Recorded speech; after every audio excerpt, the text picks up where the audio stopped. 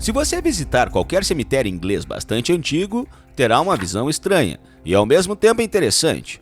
Há jaulas instaladas sobre alguns túmulos. Mas por quê? Por que razão? Por que alguém iria querer colocar essas jaulas em cemitérios? E quem foram enterrados nessas sepulturas? Você vai descobrir logo. Então, se você vier à Inglaterra e visitar um cemitério antigo, provavelmente verá esses túmulos com jaulas. Eles estão espalhados por todo o país. Além disso, existem cemitérios semelhantes em outras partes do Reino Unido. Por exemplo, na Escócia. Essas jaulas parecem muito estranhas. Afinal, por que trancar a sepultura dessa forma? Não há como o falecido escapar. Seguindo essa lógica, muitas pessoas presumem que essas jaulas foram colocadas sobre os túmulos, nos quais zumbis, vampiros e outras coisas malignas foram enterradas. Porque, como sabemos pelos livros e filmes, essas criaturas podem sair do caixão. Isso tem sua própria lógica. Mesmo hoje, muitas pessoas acreditam na existência de espíritos malignos e mortos-vivos. Imagine alguns séculos atrás, quando quase todas as pessoas acreditavam em espíritos malignos. Havia realmente zumbis e vampiros na Grã-Bretanha? Improvável. As jaulas não foram instaladas por causa de vampiros, mas por causa dos chamados ressurreicionistas. E não estou falando sobre fantásticos magos necromantes capazes de trazer os mortos à vida. Ressurreicionistas. Para entender quem eram os ressurreicionistas, devemos olhar para a história. Nos séculos 18 e 19, a medicina estava se desenvolvendo ativamente na Grã-Bretanha e no resto da Europa. Os médicos estudavam ativamente o corpo humano e as doenças, criando medicamentos e inventando novos métodos de cirurgia. Em suma, a ciência estava se desenvolvendo ativamente. No entanto, não poderia se desenvolver assim. Cientistas e médicos precisavam de material biológico novo, no qual pudessem praticar, conduzir experimentos e pesquisas, e com a ajuda do qual poderiam dar aulas de anatomia. Por mais sombrio que possa parecer, os corpos humanos eram grandes materiais. Oficialmente, de acordo com as leis do Reino Unido naquela época, apenas corpos de pessoas que haviam sido submetidos à pena de morte e corpos de pessoas sem teto eram permitidos para experimentos. Mas isso não foi suficiente. A demanda estava alcançando a oferta, então um negócio muito peculiar e sombrio foi rapidamente organizado. Numerosos coveiros saqueadores, desprovidos de todos os princípios morais, não hesitaram em desenterrar o corpo de uma pessoa de uma sepultura para vendê-los aos cientistas. Foram esses saqueadores que passaram a ser chamados de ressurreicionistas, porque era como se estivessem trazendo o corpo de volta ao nosso mundo. Contramedidas. Os cientistas precisavam do material biológico mais fresco possível para experimentos e testes. Por esse motivo, os ressurreicionistas não hesitaram. Assim que terminasse o funeral, esperariam o melhor momento, quando ninguém os visse. Cavariam a sepultura e retirariam o corpo, que rapidamente levariam aos cientistas para buscar o dinheiro sujo. No início, pouca atenção foi dada a isso, mas logo parentes dos mortos e trabalhadores de cemitérios começaram a suspeitar que algo estava errado. Depois de um tempo ficou claro, e então as contramedidas foram tomadas. A mais importante delas foram essas jaulas. Parentes começaram a instalar as jaulas sobre os túmulos dos mortos para evitar que os ressurreicionistas fizessem qualquer coisa. Via de regra, essas gaiolas eram temporárias. Depois de um tempo, semanas, meses e até anos, as jaulas foram removidas porque o corpo não era mais do interesse da ciência, já que não estava fresco. E assim os ressurreicionistas não o teriam tirado da sepultura. No entanto, algumas pessoas foram muito cautelosas e não quiseram remover as grades. Por isso, estão instaladas em muitos cemitérios até hoje. Isso é o que podemos ver hoje em dia. Além disso, os ressurreicionistas foram combatidos de outras maneiras. Por exemplo, pessoas ricas começaram a enterrar seus parentes em caixões de ferro, que eram impossíveis de abrir.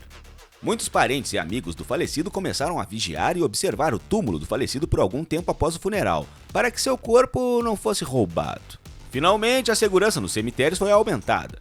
Em particular, nos locais de sepultamento eram patrulhados ativamente por patrulhas noturnas. Negócio sombrio. Como eu disse antes, retirar corpos de sepultura se tornou um negócio muito sombrio na Grã-Bretanha. Os ressurreicionistas recebiam dinheiro pelo trabalho sujo e imoral. Como em qualquer outro negócio, haviam pessoas que queriam ganhar dinheiro de forma injusta. Quer dizer, desenterrar corpos, é claro, é muito desonesto, desprezível e horrível em si, mas haviam ressurreicionistas piores. De uma forma geral, o roubo de corpos tem sido um problema no Reino Unido há anos e até décadas. Esse negócio sombrio atingiu seu auge na década de 1820, quando as pessoas começaram a agir contra os ressurreicionistas. Esse negócio atingiu seu limite máximo em 1828. Naquele ano, os chamados assassinatos de Burke e Hare aconteceram em Edimburgo, na Escócia. Eles foram cometidos pelos imigrantes irlandeses William Burke e William Hare. Entre novembro de 1827 e outubro de 1828, eles mataram 16 pessoas nas proximidades de Westport Street, em Edimburgo. Como você pode imaginar, eles faziam isso com fins lucrativos. Eles venderam os corpos de suas vítimas, assim como outros ressurreicionistas fizeram. A diferença é que esses ressurreicionistas não mataram ninguém. Burke e Hare cooperaram com o famoso médico, anatomista e cirurgião escocês Robert Knox. Foi ele quem comprou os corpos que Burke e Hare lhe deram. Na época, Knox era o principal professor dos cursos particulares de anatomia da Berkeley, que eram populares entre os alunos da Escola de Medicina da Universidade de Edimburgo. Os eventos sinistros levaram a uma caça humana. Logo, os criminosos, assim como duas mulheres, suas cúmplices, foram presos e julgados. Os cúmplices foram libertados por falta de provas. Hare fechou um acordo testemunhado contra Burke, em troca de imunidade de novos processos. Burke foi executado em 1829. Ironicamente, seu corpo foi posteriormente levado para a Universidade de Edimburgo, onde os cientistas fizeram exatamente o que Knox fez às vítimas de Burke e Hare. Quanto a Knox, embora não tenha perdido sua licença para praticar medicina, foi publicamente condenado e forçado a deixar Edimburgo.